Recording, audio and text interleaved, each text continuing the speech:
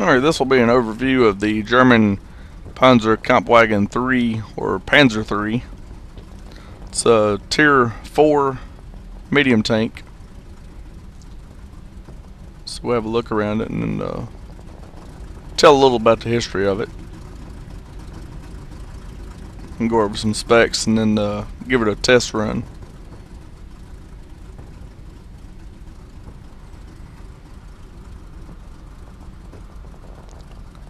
When you get this is not the default gun that comes on it. When you first get it, you'll have the 37mm KWK 36. Very small, not very good penetration or anything. And these are other options. Of course, I went back to buy this tank just for the video, and these not very good guns. This is the full upgrade, but I'm choosing not to use it. It's designed based on what it was set up for toward the end of the war, before it became completely obsolete when they decided to use the Panzer III in a strictly infantry support role. So you've got a small, basically like a howitzer, for knocking out pillboxes, bunkers, you know, just any type of hardened emplacements, enemy troop concentrations. But for anti-tank, we go with this one. Longer barrel, a little higher velocity, small caliber round, but you can get some penetration with it.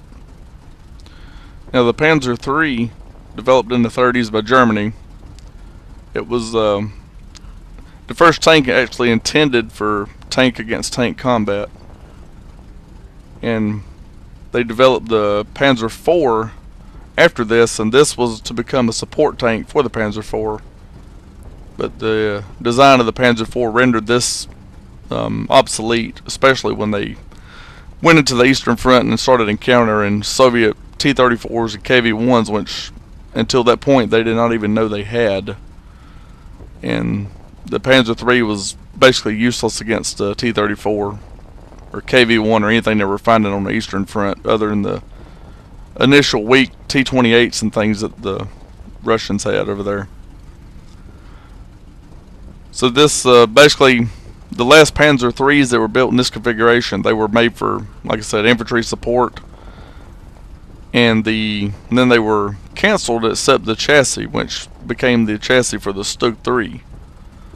So the chassis lived on throughout the entire war, as the turreted Panzer III did not. So we'll take a look at a few of the specs here. Go over some weak points. And as I show each of the weak points for module locations, you'll see some information on the side as far as speed, things like that. Very easy to get shots for engine damage against this tank. Pretty much anywhere in the lower hull except the center, you're going to get some kind of damage. There's the L60 gun.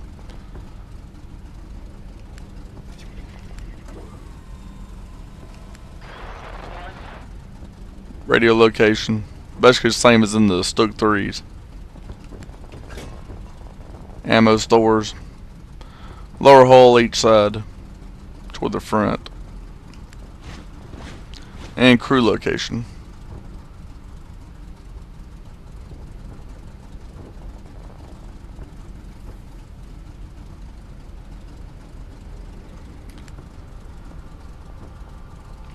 This is the armor thickness for the Panzer III.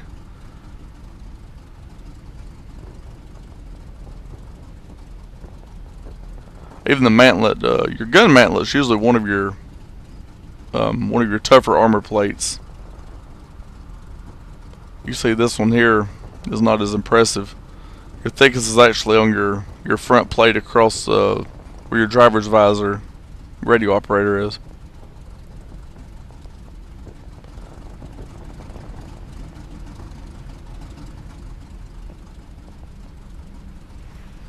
Alright, we'll take it for a run on the proving grounds here.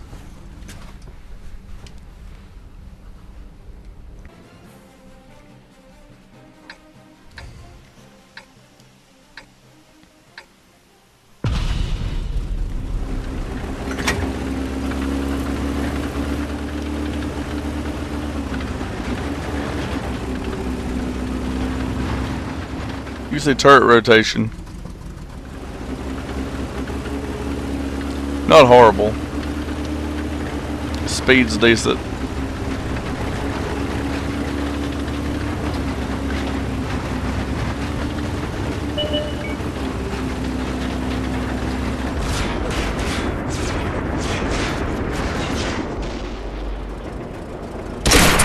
Looks like that one went right through. Reload it. Now what I'll do on this video is similar to what I did with the Stug 3B. I'll do a second half to it that will come after this proving ground run here, and I'll use the infantry support gun, the large caliber. Short derp gun as a lot of people call them.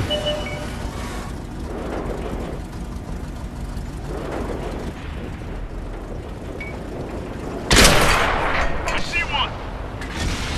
Reloaded. Good clean hit. That got him. Scratch another bad guy. Really, the only good thing about this gun is as with most smaller calibers, you get a fairly quick reload out of it.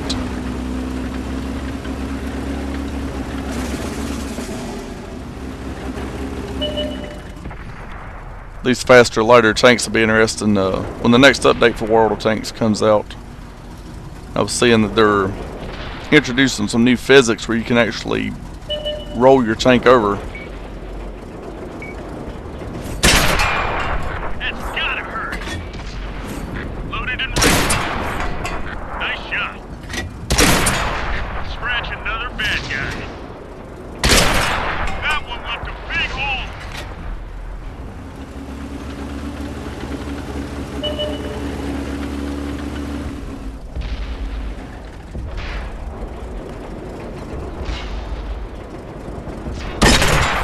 Nice shot.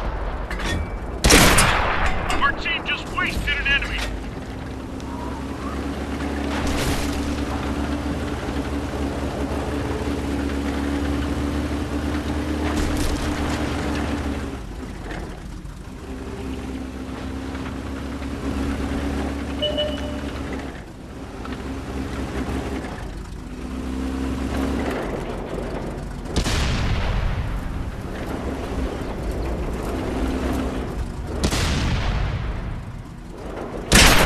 Looks like that one went right through. You just ding them. Locked and loaded. Scratch another bad guy.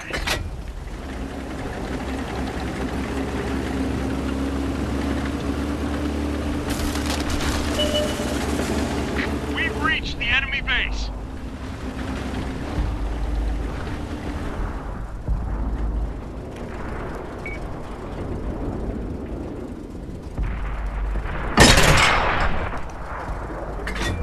Ready to fire.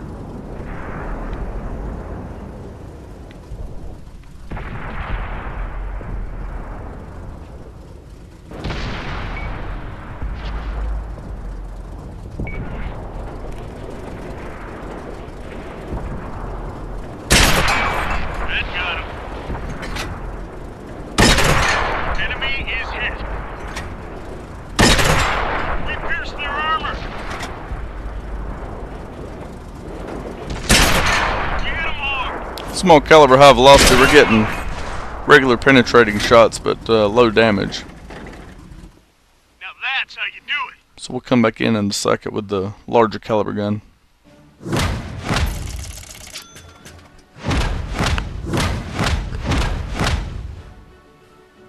Alright, that section was ran with the 5mm KWK 39L60 gun mounted. We're going to mount the 75mm KWK 37L24 for this one. shorter barrel, lower the much higher caliber, you should get greater damage out of this, which will be basically lower penetration at range.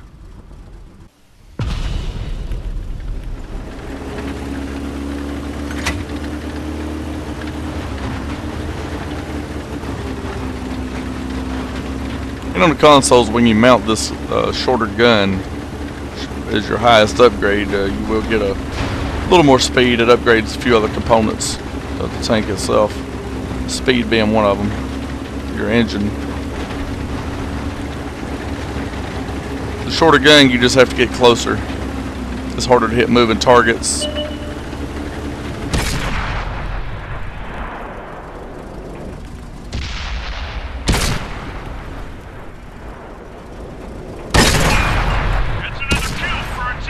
Much higher damage. Loaded and ready. I just like to play my tanks usually at range, so I usually opt for the longer barrel, higher velocity guns. Another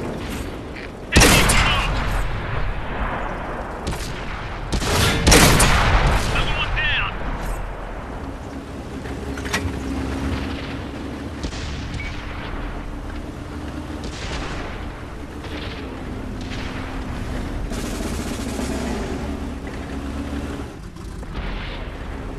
And this gun, your HE damage from your HE shells should be fairly impressive because it is a small artillery gun, but penetration's really off on those.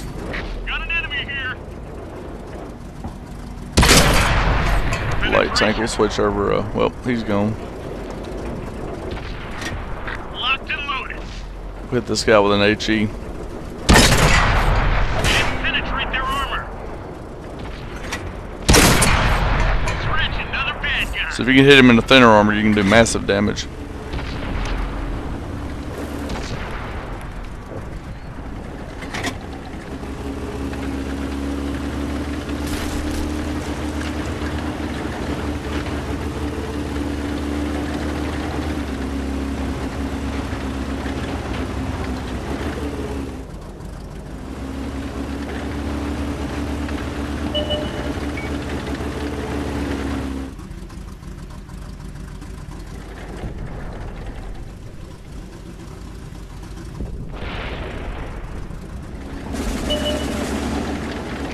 Capturing the enemy base.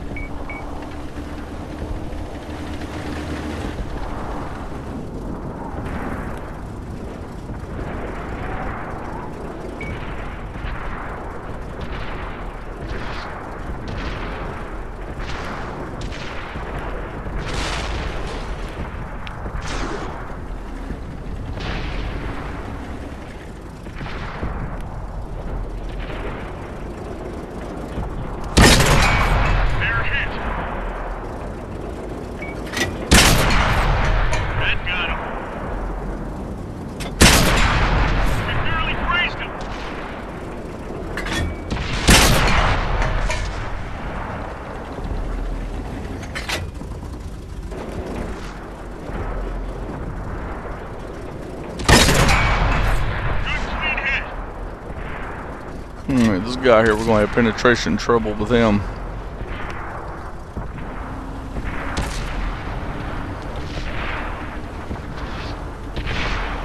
Our friend didn't kill. Well, our friend took care of him. We'll try to get in that maneuver him. Now that's how you do it.